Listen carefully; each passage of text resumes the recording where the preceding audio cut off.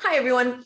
Today, what I want to share is top 5 mistakes that organizations can make when they are moving the needle in the diversity, equity, and inclusion space. So as you're thinking about the efforts that you're doing in your own organization, sometimes what happens is we move into action very, very quickly. And so what happens is we shorten or we completely neglect the listening and learning phase. And the reason why the listening and learning phase is so important is because this space is moving so quickly. There's a lot of information that is new to most people. So it's important to first learn and examine what the priorities might be. What are the real issues and challenges within your organization as it relates to this space? And spend some time, again, having facilitated conversations, reading books and having conversations around those articles, videos, what have you, and really spending the time to sit with what might be some of the priorities so that you can then have the strategies that will be appropriate and fit what the challenges are within your organization.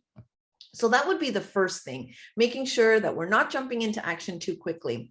The second thing is making sure that we have a plan when we jump into action. So that means that sometimes we get really excited and we have all of these great ideas, but we want to make sure that whatever strategies we're putting into place align with the vision that we have set out. And that vision should be aligned with whatever the priorities are that came out of the listening and learning phase.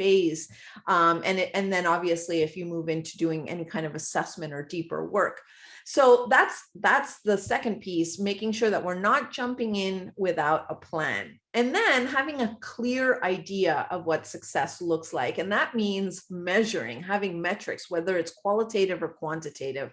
Because again, how do we know that we're doing well? And so action and activities and initiatives are not necessarily a measure of how well we're doing in this area. So we want to make sure that we're very clear, that we're putting things into place that we can measure. And so that way we can measure our progress year over year.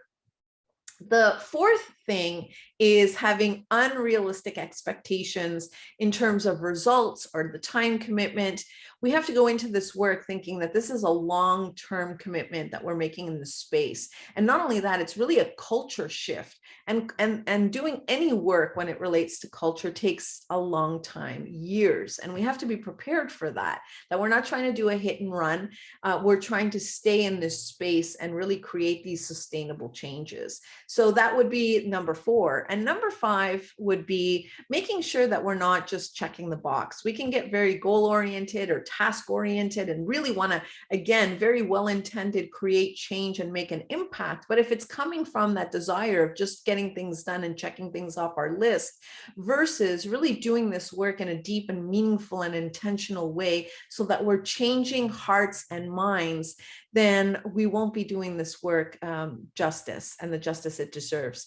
So those are my top 5 tips. So as you're thinking about the work that you're doing in your organization, I invite you to think about whether or not you might be falling into any of these pitfalls. And if you need any support in this area, then please feel free to reach out.